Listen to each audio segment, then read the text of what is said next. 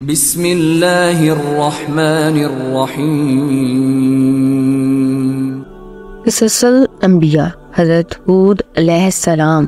محترم ناظرین، گزشتہ ویڈیو میں حضرت ہود علیہ السلام اور قوم عاد کا ذکر عبرت اثر آیات قرآنی کے حوالوں کے ساتھ جاری تھا۔ جب قوم عاد حضرت ہود علیہ السلام کے بار بار سمجھانے پر بھی اپنی کفریہ حرکتوں سے باز نہ آئی تو خشک سالی اور قحط کے عذاب نے انہیں آن گھیرا۔ اس کا ذکر ہم گزشتہ ویڈیو میں کر چکے ہیں۔ اب آگے کا حال ملاحظہ کیجئے۔ دوستو، راہ عمل میں آپ سب کو خوش آمدید۔ آپ دیکھ رہے ہیں راہ عمل کے سلسلہ قصص الانبیاء کی یہ 24ویں قسط۔ ہود علیہ السلام اپنی قوم کو مسلسل سمجھا بھی رہے ہیں اور ڈرا بھی رہے ہیں کہ میں نے تو اللہ پر بھروسہ کر رکھا ہے جو میرا بھی پروردگار ہے اور تمہارا بھی پروردگار۔ زمین پر چلنے والا کوئی جاندار ایسا نہیں جس کی چوٹی اس کے قبضے میں نہ ہو۔ یقیناً میرا پروردگار سیدھے راستے پر ہے۔ پھر بھی اگر تم منہ موڑتے ہو تو جو پیغام دے کر مجھے تمہارے پاس بھیجا گیا تھا میں نے وہ تمہیں پہنچا دیا ہے، اور تمہارے کفر کی وجہ سے میرا پروردگار تمہاری جگہ کسی اور قوم کو یہاں بسا دے گا اور تم اس کا کچھ نہ بگاڑ سکو گے۔ بے شک میرا پروردگار ہر چیز کی نگرانی کرتا ہے۔ ان کی قوم کے سردار جنہوں نے کفر اپنا رکھا تھا کہنے لگے، ہم تو یقینی طور پر دیکھ رہے ہیں کہ تم بے وقوفی میں مبتلا ہو، اور بے شک ہمارا گمان یہ ہے کہ تم ایک جھوٹے آدمی ہو۔ حود علیہ السلام نے کہا، اے میری قوم، مجھے کوئی بے وقوفی لاحق نہیں ہوئی، بلکہ میں رب العالمین کی طرف سے بھیجا ہوا پیغمبر ہوں۔ میں اپنے پروردگار کے پیغامات تم تک پہنچاتا ہوں، اور میں تمہارا ایسا خیر خواہ ہوں جس پر تم اطمینان کر سکتے ہو۔ بھلا کیا تمہیں اس بات پر تعجب ہے کہ تمہارے رب کی نصیحت ایک ایسے آدمی کے ذریعے تم تک پہنچتی ہے جو خود تم میں ہی سے ہے، تاکہ وہ تمہیں خبردار کرے؟ اور وہ وقت یاد کرو جب اس نے نوح علیہ السلام کی قوم کے بعد تمہیں جانشین بنایا اور جسم کی ڈیل ڈول میں تمہیں دوسروں سے بڑھا چڑھا کر رکھا۔ لہذا اللہ کی نعمتوں پر دھیان دو تاکہ تمہیں فلاح نصیب ہو۔ انہوں نے کہا، کیا تم ہمارے پاس اس لیے آئے ہو کہ ہم تنہا اللہ کی عبادت کریں، اور جن بتوں کی عبادت ہمارے باپ دادا کرتے آئے ہیں انہیں چھوڑ بیٹھے؟ اچھا، اگر تم سچے ہو تو لے آؤ ہمارے سامنے وہ عذاب جس کی ہمیں دھمکی دے رہے ہو۔ ہود علیہ السلام نے کہا، اب تمہارے رب کی طرف سے تم پر عذاب اور قہر کا آنا طے ہو چکا ہے۔ کیا تم مجھ سے مختلف بتوں کی ان ناموں کے بارے میں جھگڑتے ہو جو تم نے اور تمہارے باپ داداؤں نے رکھ لیے ہیں، جن کی تائید میں اللہ نے کوئی دلیل نازل نہیں کی؟ بس تو تم انتظار کرو، میں بھی تمہارے ساتھ انتظار کرتا ہوں۔ چنانچہ ہم نے ان کو یعنی ہود علیہ السلام کو اور ان کے ساتھیوں کو اپنی رحمت کے ذریعے نجات دی، اور ان لوگوں کی جڑ کاٹ ڈالی جنہوں نے ہماری نشانی کو جھٹلایا تھا اور مومن نہیں ہوئے تھے۔ ظالم قوم نوح کی طرح ان کا مذاق اڑاتی رہی کہ تم پر ہمارے بتوں کی مار پڑی ہے، اس لیے تم ایسی باتیں کرتے ہو۔ ہود علیہ السلام انہیں دعوت حق دیتے رہے، یہاں تک کہ ان کی قوم نے کہہ دیا، آپ ہمیں بات سناتے رہیں، ہم اپنی روش نہ چھوڑیں گے۔ یہ تو پرانے لوگوں کا دین ہے۔ آخر ہود علیہ السلام نے اللہ تعالیٰ سے مدد کی درخواست کی۔ اللہ نے درخواست قبول فرمائی۔ سورۃ الشعراء میں ہے، حقیقت یہ ہے کہ مجھے تم پر ایک زبردست دن کے عذاب کا اندیشہ ہے۔ وہ کہنے لگے، چاہے تم نصیحت کرو نہ کرو، ہمارے لیے سب برابر ہے۔ یہ باتیں تو وہی ہیں جو پچھلے لوگوں کی عادت رہی ہیں۔ قوم عاد کی سرکشی اور ان کی نافرمانیوں کی وجہ سے پہلے اللہ تعالیٰ نے ان پر بارش روک دی، جس کے نتیجے میں فصلیں اور باغات جل گئے۔ لوگ بارش کو ترسنے لگے۔ پھر ایک دن ایک سیاہ بادل انہیں آتا نظر آیا۔ وہ خوشی سے پوچھنے لگے کہ یہ بادل ہم پر برسے گا۔ اصل میں ابر کی صورت میں وہ قہر الہی تھا۔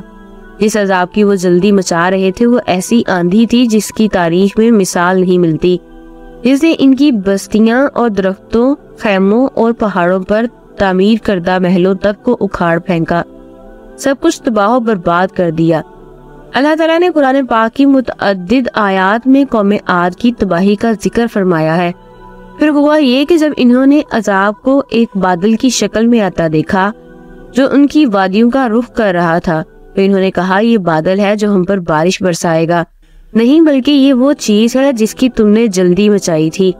ایک آندھی جس میں دردناک عذاب ہے، وہ اپنے پروردگار کے حکم سے ہر چیز کو تہس نہس کر ڈالے گی۔ غرض ان کی حالت یہ ہو گئی کہ ان کے گھروں کے سوا کچھ نظر نہیں آتا تھا۔ ایسے مجرم لوگوں کو ہم ایسی ہی سزا دیتے ہیں، سورۃ الزاریات میں ہے۔ نیز قوم عاد میں ہم نے ایسی ہی نشانی چھوڑی تھی جب ہم نے ان پر ایک ایسی آندھی بھیجی جو ہر بہتری سے بانج تھی۔ وہ جس چیز پر بھی گزرتی تھی اسے ایسا کر چھوڑتی جیسے وہ گل ہو کر چورا چورا ہو گئی ہو۔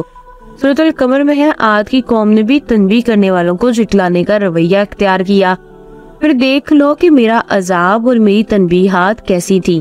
ہم نے ایک مسلسل نحوست کے دن میں ان پر تیز آندھی والی ہوا چھوڑ دی تھی جو لوگوں کو اس طرح اکھاڑ پھینک دیتی تھی جیسے وہ کھجور کے اکھڑے ہوئے درخت کے تنے ہوں۔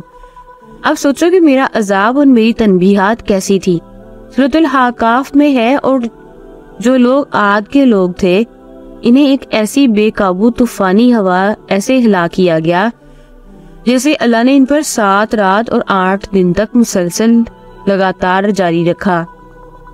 چنانچہ تم اگر وہاں ہوتے تو دیکھتے کہ وہ لوگ وہاں کھجور کے کھوکھلے تنوں کی طرح پچھاڑے ہوئے پڑے تھے۔ اب کیا ان میں سے کوئی بچا ہوا نظر آتا ہے؟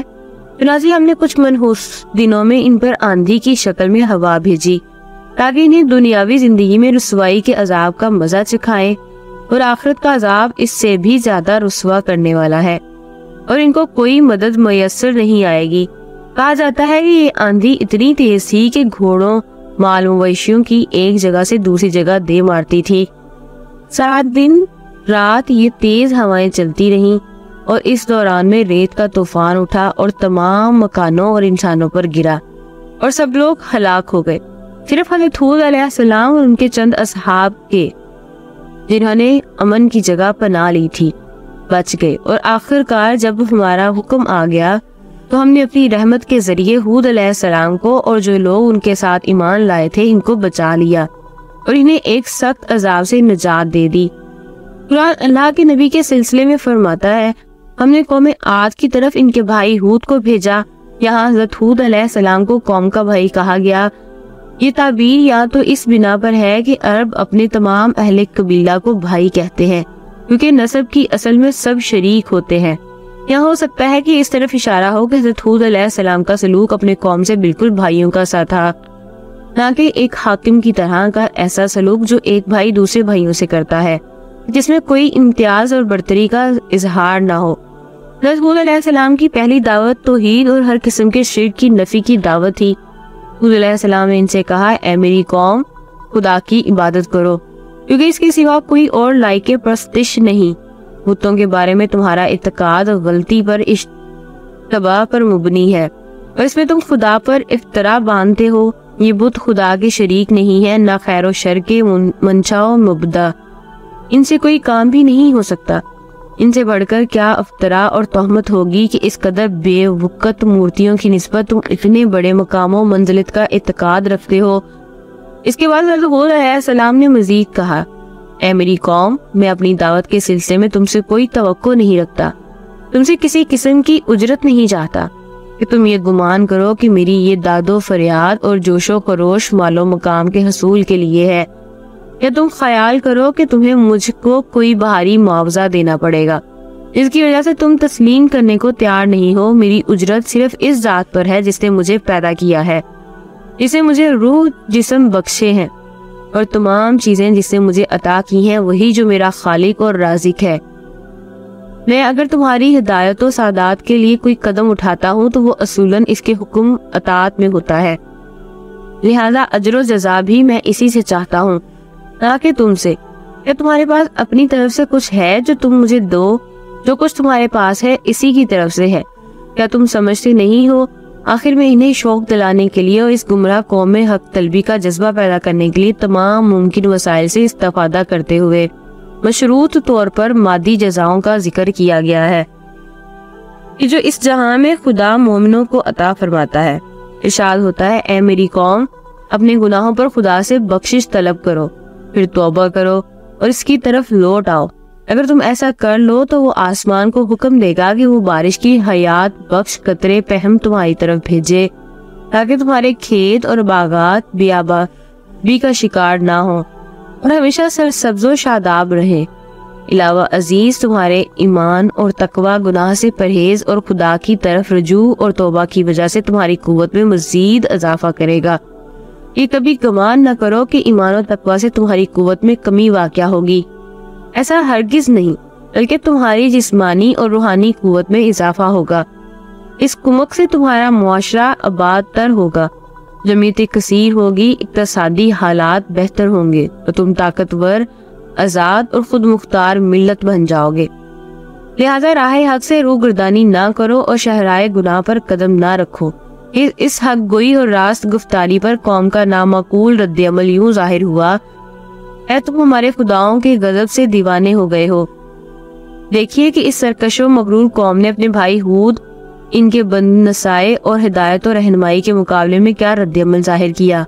انہوں نے کہا، اے ہود، تم ہمارے لیے کوئی واضح دلیل نہیں لایا، ہم ہرگز تیری باتوں پر ایمان نہیں لائیں گے۔ ان 3 غیر منطقی جملوں کے بعد انہوں نے مزید کہا، ہمارا خیال ہے کہ تو دیوانہ ہو گیا ہے، اور اس کا سبب یہ ہے کہ تو ہمارے خداؤں کے غضب کا شکار ہوا ہے، اور انہوں نے تیری عقل کو اسی پہنچایا ہے۔ ناظرین محترم، یہ سلسلہ جاری ہے، مزید تفصیلات کے لیے ہماری آئندہ ویڈیو کا انتظار کیجیے۔ اس دلچسپ سلسلے سے لمحہ بہ لمحہ آگاہ رہنے کے لیے ہمارے اس چینل کو سبسکرائب کرتے ہوئے بیل آئیکن کو دبا دیجیے، تاکہ ہماری آنے والی ویڈیوز بھی اسی تسلسل سے آپ تک پہنچتی رہیں۔